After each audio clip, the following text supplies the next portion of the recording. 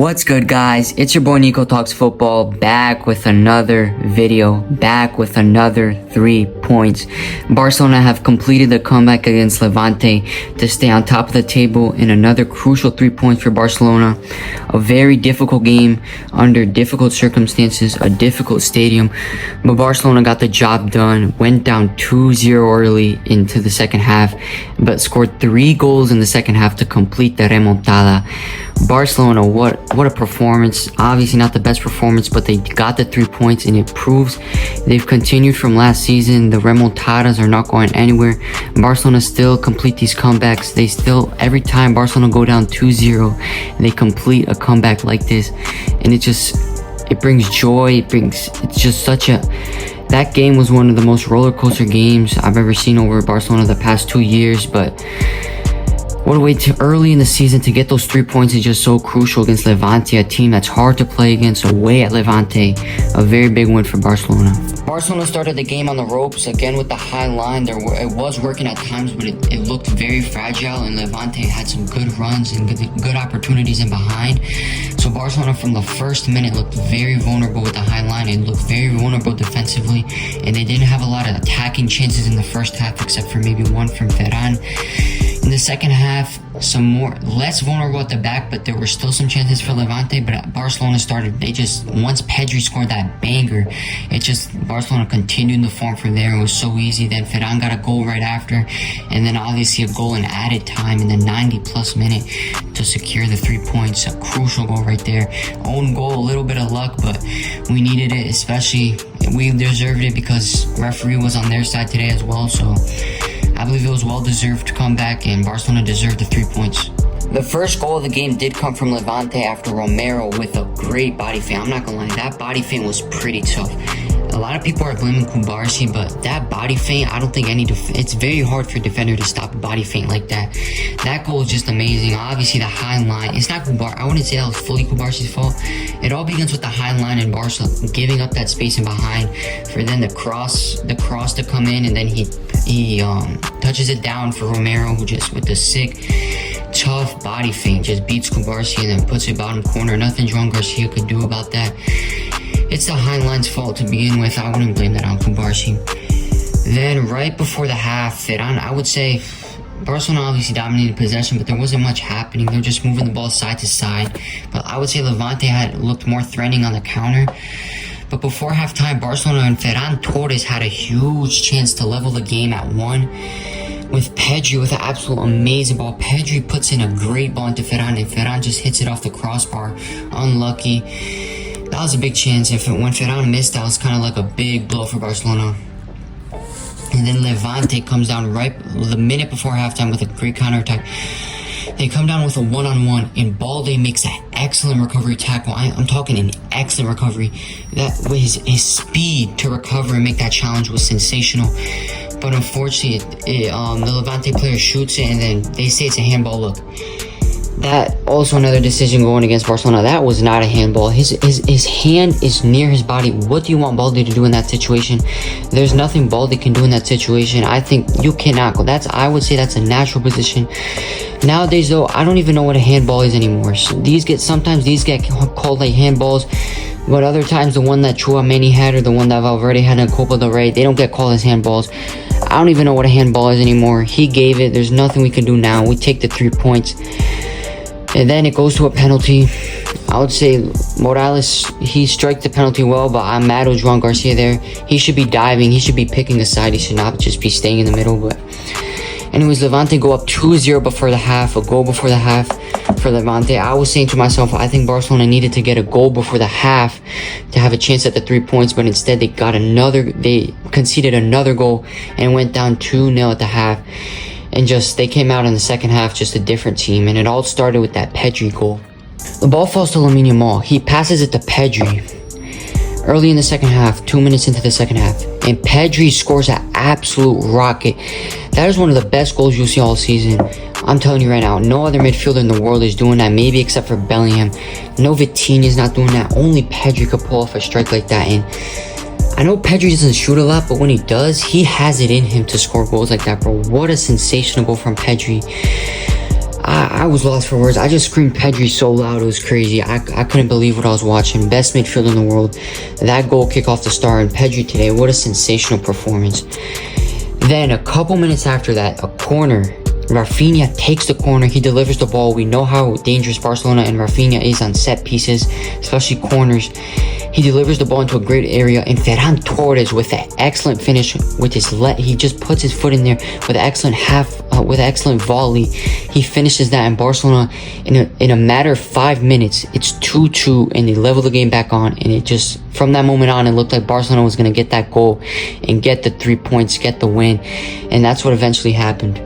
After that Ferran Torres goal, though, I must say Barcelona were attacking, but there weren't many chances where Eric Garcia had a chance with his head, but there weren't many chances where I was low-key saying to myself, and I was watching the game with my friends, I was like, I don't know if Barcelona is going to get this third goal. Like, I don't know where it's going to come from, because Barcelona wasn't creating anything after that Ferran goal. But 90-plus minute, Lamine Yamal cuts inside. He delivers a great cross. It was a very good cross into a dangerous area.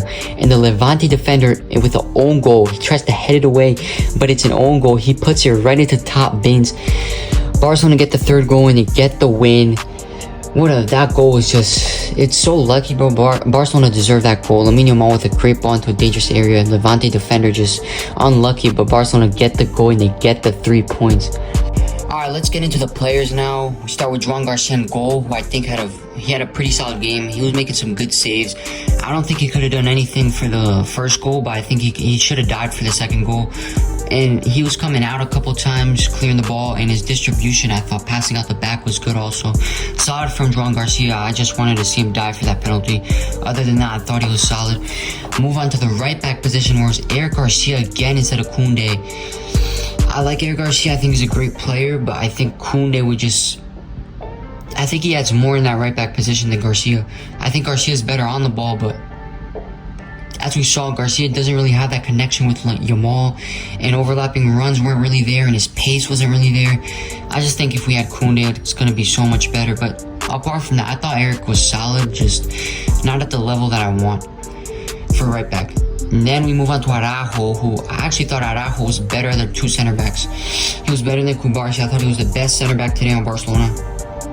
He made some vital clearances, I would say. Some good recoveries as well. He had some good recoveries where he was tracking the ball, the through balls, and then he was just playing it back to Joan Garcia. So those were very good. I like that a lot from Araujo. He looked much calmer today and was better than two center backs. Then we move on to Cubarsí, who I think Cubarsí is a sensational player. I think he's one of the best center backs in the world. He's got a lot of talent, but I've been saying since the second half of last season, Cubarsí has not been the same. He's fallen off a little bit. I just don't. He's a great player, but there's some stuff with Cubarsí where I'm like, it gets me annoyed sometimes because I know he's a great center back. And it's just, I think he still needs there's still improvement for Cubarsí, because it's not even about the first goal. I thought there was just other things today that he wasn't doing great. Apart from the first goal, he did have his hands behind his back, you could say, so he was very stiff on that first goal. He got beaten way too easily, but I still think that feint was really good. Other than that, yeah, I just think Cubarsí, there's just a lot of little mistakes in this game where I thought he could have just been more solid at the back. And he's the leader now, so every chance that goes through that high line, I'm going to put the accountability on him. Even though Araujo's the captain, I think Cubarsí's more the experienced leader. Then we move on to the left back position, was Alejandro Balde. I thought Balde had a good game. I wouldn't say it was like his first game against Mallorca. He was solid, but I wasn't really seeing a lot of attacking from Balde on the left side. I thought defensively he wasn't bad, but I wasn't seeing a lot of attacking and crossing from Balde on the left like I would like to see. But overall, I thought it was pretty solid from Balde. Then we move on to the midfield, where it was Pedri and Casado. I thought Casado was good at times, but also had made some mistakes. But he made a very good recovery tackle late in the second half, which was amazing. I just thought with Casado being on the risk of being sold, I think he needed to put out a greater performance, and him being subbed at halftime wasn't the best look for him. I just thought it was good from Casado, but obviously not like a stellar performance for him to change Flick's mind and put him to guarantee him a starting spot. Then we have Pedri. Oh my god, bro. Man of the match, easily man of the match. Pedri was sensational, best player for Barcelona, was doing everything for Barcelona in the second half. First half wasn't the best maybe, but in that second half he was everything for Barcelona. Spreading the balls out wide, putting the balls in for Lamine Yamal. That goal he scored, crazy. Pedri, man, he's on another level from every single other Barca player. In my opinion, honestly, I think he's leading the Ballon d'Or next year. He has to be the best player in the world right now for me. Then we move on to the attacking midfielder, which is a little bit different for today. We saw Rafinha in the attacking midfield. I thought it was a solid game from Rafinha. I see a lot of people telling me, saying out social media, Rafinha played horrible in the attacking midfield. That's not his position. He should move back to the left, which I do agree. He should move back to the left. However, Rafinha, he had some good combinations in the midfield, and I thought he was doing some very good combining with Ferran in those. He was having some good flicks and stuff that I don't see a lot from Firmino or Olmo. I'm not saying he's better at than Firmino or Olmo in that position, but I was seeing different things from Rafinha that Olmo and Firmino don't do. And that was very impressive for me for Rafinha. Obviously not the best in the attacking midfield, but I still think Rafinha had a solid game. He obviously created the most chances. Then when he went out on the left, we saw a much better Rafinha. He was even playing left back. It just shows how complete Rafinha is. I mean, another great performance from Rafinha, I must say. He created the most chances in the game again, and his link-up play was good. He had a couple of dangerous shots, some good crosses, and the assist. Another great performance from Rafinha. Then we move on to the left wing where we saw Rashford. I thought it was a good first 15 minutes from Rashford, but I wouldn't even say the last 25 minutes were bad. I just thought Rashford didn't get on the ball enough to create a lot of danger. I thought he got on the ball. He did some good things, but he didn't get on the ball enough like I would like. So it was okay from Rashford, but not to earn him a starting spot, I would say. Then we went to the right winger, Lamine Yamal. I would say Lamine Yamal had a good okay performance. I would say it was one of his worst performances over the past year. I just don't think Lamine Yamal got his weight today. The left back on Levante, the person defending Lamine Yamal, was clamping Lamine Yamal up. He wasn't letting Lamine Yamal do anything. He was winning the ball from Lamine Yamal. Lamine Yamal was not able to dribble past him. He had difficulties. So overall, I thought it was a very mid and okay game from Lamine Yamal. Not the Lamine Yamal we're used to seeing, but he did have an assist, and then he provided that cross for their own goal. So overall, still a very effective performance from Lamine Yamal. And I thought he was just doing, it was very repetitive. He was just cutting in and shooting every single time. No really a variety in his game. Then we move on to the striker, Ferran. I thought Ferran in the first half wasn't good at all. He missed that chance, obviously, which was big. But then in the second half, man, like Ferran always does, he stepped up. He scored that goal, amazing finish off the corner. He stepped up in the second half. I thought Ferran in the second half was one of our best players. He was just so good. We're going to need Ferran. He should be the starter for me, clearly. A very good performance from Ferran Torres, I would say. Then we move on to the subs. For the subs, we had Olmo, Koundé, Christensen, Lewandowski, and Gavi.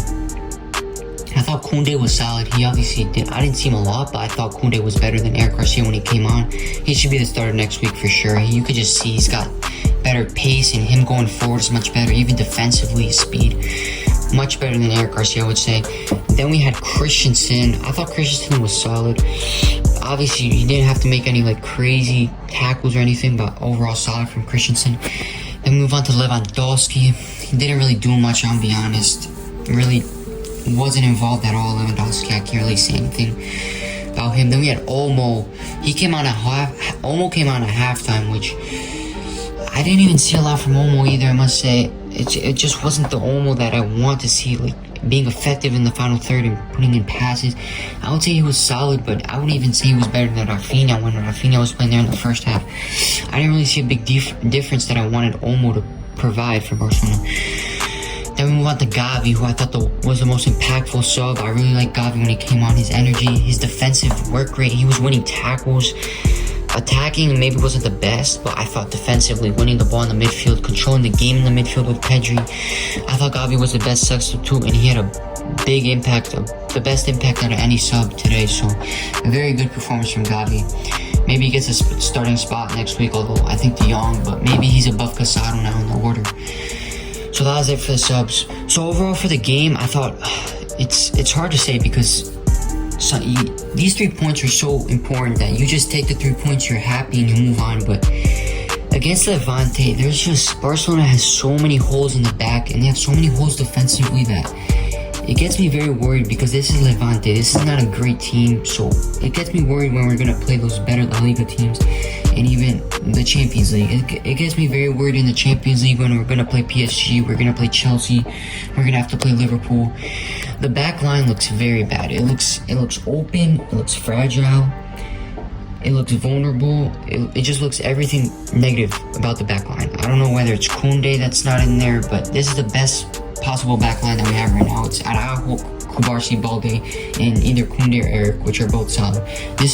We can't make any changes to the back line. This is the best back line we have, and it's very disappointing that I'm seeing how much it's struggling, and it's getting me kind of worried for what's gonna happen later on in the season, because it looks very fragile. If Levante would have just timed their runs better, they would have had so many chances. If they would have been used to the high line, if they would have known how to, if they were just a better team overall, they would have exploited us so hard. So this high line it gets me very worried. I think the midfield is great. Pedri is just, I don't know, Pedri. As long as Pedri stays fit, we're gonna be fine. If we got Pedri, we're gonna win. We're gonna win a trophy this year as long as we have Pedri. That's all we need, just Pedri in the midfield, honestly. Whoever else plays Cam alongside Pedri, we're obviously gonna have De Jong, but.